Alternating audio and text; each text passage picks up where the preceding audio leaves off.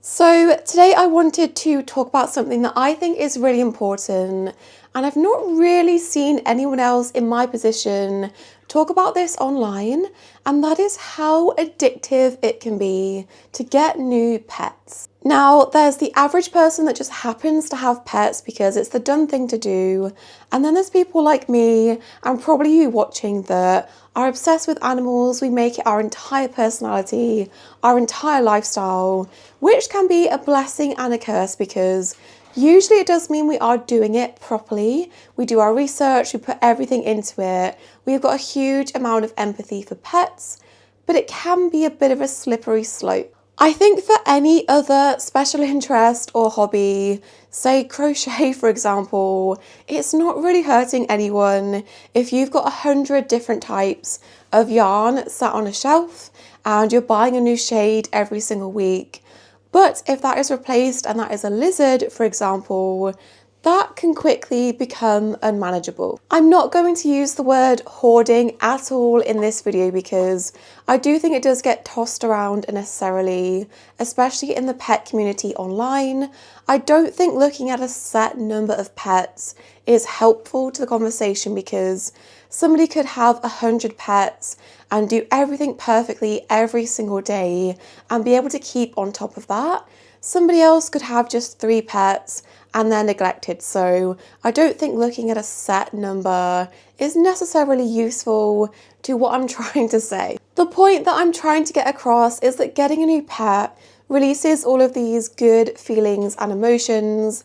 There has got to be a study out there somewhere of people getting a new pet and the levels of serotonin that brings to them. And I do think some of us are more prone to having addictive personalities than others, whether that be with getting a new pet or something else. You're chasing those good feelings. I will be the first one to hold my hands up and admit that I can go months and months without even thinking about or researching a certain type of pet.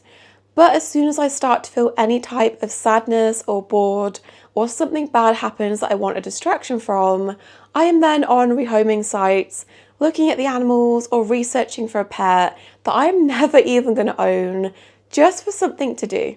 Social media also doesn't help, and I'm probably part of the problem, as much as I try to say in every single video and push the message out there to do research, to make sure you want the pet. If you can't keep a pet, to rehome them responsibly. I try to put that info out there so much, but there's nothing stopping someone from just seeing one of my cute chinchilla videos and being influenced to go and get one. Off the back of that, I can't help that, I can't stop it, but I'm probably part of the problem by putting those cute videos out there amongst my other stuff. But I am also on the receiving end of this. I am not immune to this at all. I follow so many dog accounts on Instagram, and at the moment it seems like so many of them are getting brand new tiny puppies, and the puppy fever hits. You temporarily forget just how draining puppies are, and it kind of tricks your brain into thinking that you want one when you definitely don't. But as somebody that is a content creator online, specifically for pets and animals, I always get these comments, and it's always my top question. When it asks for questions in a Q&A, this is always going to be up there. When is your next pet coming? What are you getting for your next pet? Are you going to get a hamster? Are you going to get guinea pigs? And as well-meaning as these questions are, people always just want to see the next new thing. It doesn't matter if I've just posted a video getting new mice 2 weeks ago. People always want to see the next brand new shiny thing, which can be quite problematic when it comes to an actual living being. And I probably could do a lot better online than some of the people that are getting mass amounts of pets.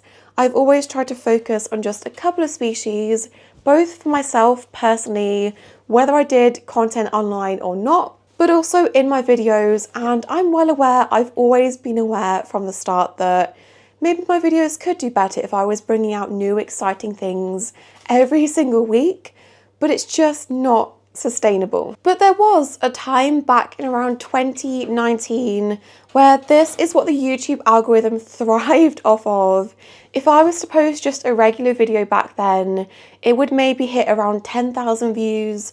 And if I was to post one of those meet my new pet videos, it could sometimes hit around 50,000. And although for me this was never a reason to get a new pet, I can see how the endorphins of bringing that new pet home can easily get mixed in with the shared excitement of people online also wanting to see it too. And maybe there was new accounts starting out or younger people just starting to get their pets that may have felt they needed to accumulate a lot of them to do well with sharing them online. I would hope that by me sharing just a few of the species that I own, it proves that you don't have to do that. I think for me personally, I am well aware that I do have this little voice in my brain that says, you really want this, and I'm able to step in and tell it that it's probably a stupid idea. I'm definitely not immune to it though. There is a huge part of me right now that my cat Hubble is 5 and my dog River is 2. Everything is quite settled, it feels quite easy. There is a little devil on my shoulder that would quite like to have another puppy or kitten right now. But on the other hand, I'm also trying to rationalize that we've got quite a lot of peace right now. I don't really want to disturb that. I've worked quite hard to get to this point.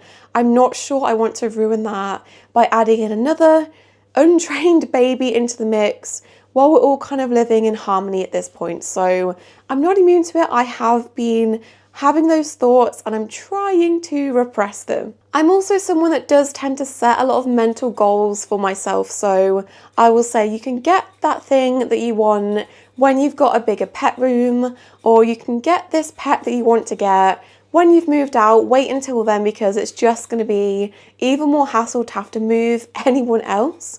But I do wonder what my mindset will be like when we move next time, because that is going to hopefully be the final time, our final house we live in. I do wonder what's going to happen when I don't have these mental barriers in place and we've got more space and that's our final setup.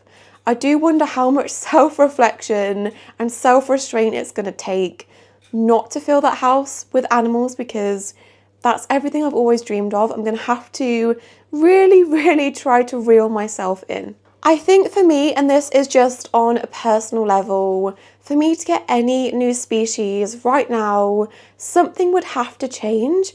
Either my health would have to get better, which is not looking likely, or I'd have to bring in some kind of help.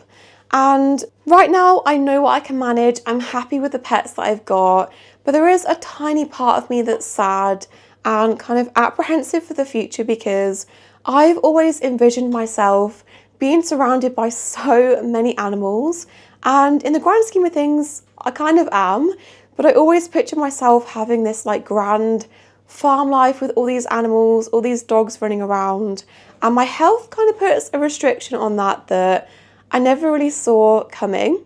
As much as I would love to be this productive superhuman that's in amongst the animals all day, running around, cleaning a bunch of them from morning until night, I know for my body that's just not realistic, and it's something that I'm having to come to terms with. If time, money, space, energy levels were not a factor, would I be surrounded by more animals right now?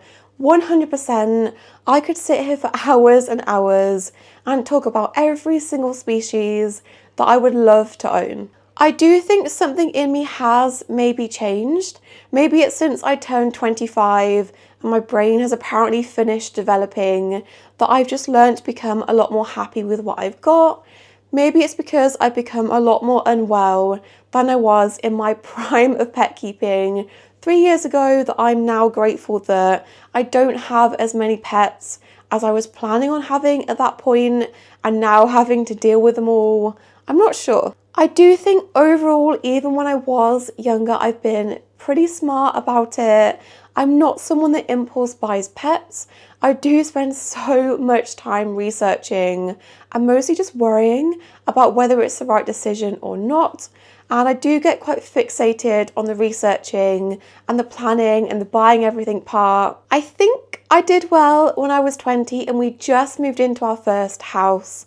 And it was the first time I didn't have my parents' restrictions. I wasn't living in uni accommodation. We did have some restrictions with the landlord, but it was a pet-friendly property and I could have gone crazy.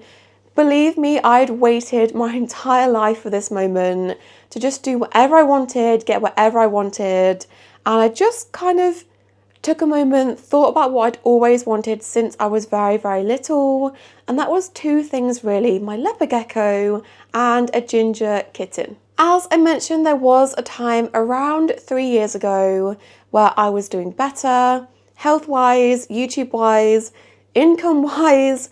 I could keep on top of more pets, so I had more pets. I was much more into keeping invertebrates and reptiles. I still am, but I'm only one person. And you guys only see the end result of me getting a new pet after I've done months and months of research and decided to get it. What you've never seen is all of the species that I've researched for and decided not to commit to. Sometimes I've been doing so much planning, I've even started buying things for that species.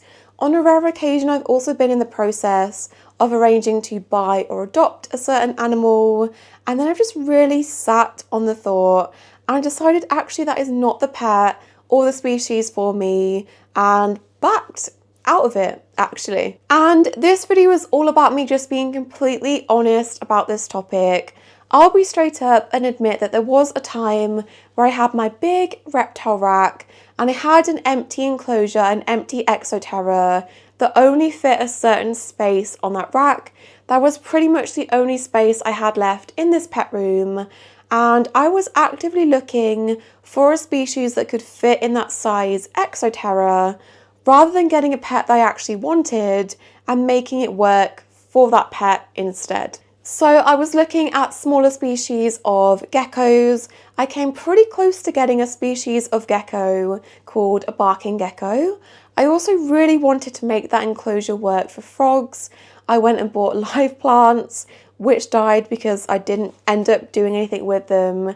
I bought things like a water bowl, accessories, and they are all still in a box untouched because I didn't end up using anything in that enclosure. I'm really glad that I had that moment of clarity that I don't need to be doing this. I don't need to fill every inch of space in the pet room. I don't need to fill an empty enclosure just because it's there and I've got it and it'll make everything look really complete. I'm really glad I didn't do that because I think pretty quickly I would have regretted it. If I want to get an animal, I'll make it work. I'll find the space to do it properly and give them above what they need because that enclosure was pretty small. I don't think I would have been happy with it long term. I would have wanted them to have more space, whatever I'd have ended up putting in there. I'm really glad that I didn't do it. So all of this to say, I just wanted to provide an alternative perspective to some of the this is your sign to get this pet content that you might come across online today. Not to be the fun police and get on here and nag you because I know most of you that watch me on a regular basis are also really responsible and go above and beyond for your pets. You do your research, you make sure they're the right pet for you. But just if you do have that little itch like I get sometimes, just sit back and think, do I actually want this pet and this species? Or am I just bored? Or am I sad and trying to fill a hole? Just think about it a little bit. So what can we do instead if we're getting that little itchy feeling of wanting something new? By all means, go ahead and research the pet or the species you're interested in.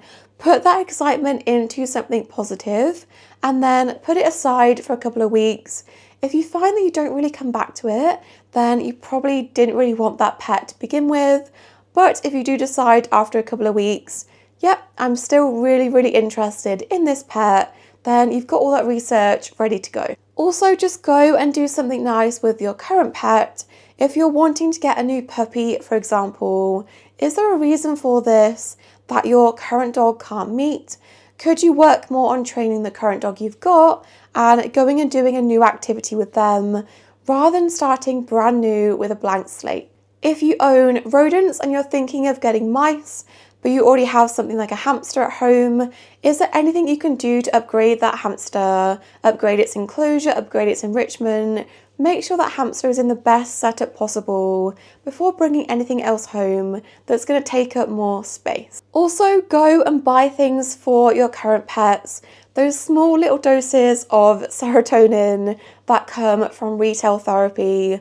Some people still are going to argue they're wasteful and not good for the environment, but I would much rather people do that to bring back a little bit of excitement for them and the animals, rather than putting that into getting a new pet that's a living being that then might get forgotten about or discarded in the future. Also, just go and visit the type of animal you're interested in. If you've seen a really cute viral video of a baby goat, go to a petting farm, visit them, play with them. You don't want a baby goat. Just spend half an hour with one instead. That is probably going to be more than enough to feel that need of spending time with them, rather than committing to an actual goat or whatever else it is. Also, if you can, foster animals. Having that rotating door of rescue animals coming in meets that really new and exciting feeling, but it's also doing something really good and really rewarding, and it's helping the animals as well. So if you're someone that likes to have that excitement and you're okay with saying goodbye to animals when they find their forever home, fostering is a really good way to meet that itch of needing new things all the time, new animals, new experiences. Fostering is really good for that, and it's a really good middle ground than committing to the pets. And if you foster fail, then you foster fail and you've got the new pet anyway, but fostering is a really good thing to do if you can. Self-restraint really isn't easy, especially when it comes to cute animals that literally cause chemical reactions in our brain that tell us we need to care for them. But you can only care for them if you're not currently maxed out caring for yourself or others. On the flip side, life is short. If you're like me and you've always dreamt of having a ginger cat since you were very, very little, go and get that kitten. It just takes a lot of self-restraint to not end up with 20 by the end of the year. It is so easy to be thinking about what the next thing is going to be. It's just how the human brain works, especially with how depressing the world is at the moment. It is really nice to have something nice to look forward to. But something that I keep telling myself is that minus all of the shitty things that are going on right now, 10-year-old me would be absolutely losing her mind at the animals and the life that I'm surrounded with if I told 10-year-old me that I finally had that ginger cat that she always wanted, or I had a leopard gecko, and I've had a leopard gecko for such a long time now that I would keep the care guide of next to my bed all the time. She would be absolutely over the moon with the things I have right now, right here. Not anything else that I'm thinking of or wanting, the things I have right now. It is so easy to take things for granted. I do it all the time, probably every single day. But if you've got to the end and managed to watch all of this ramblings of a mad person, just go and do something nice for the pets you've already got. But that is it for today's video. I just thought it was a really important topic to touch on. It is something that I battle with and have to stop myself from doing all the time. But I hope it has been helpful for you. Don't forget to subscribe. And if you see me in a couple of weeks with a new kitten, shh,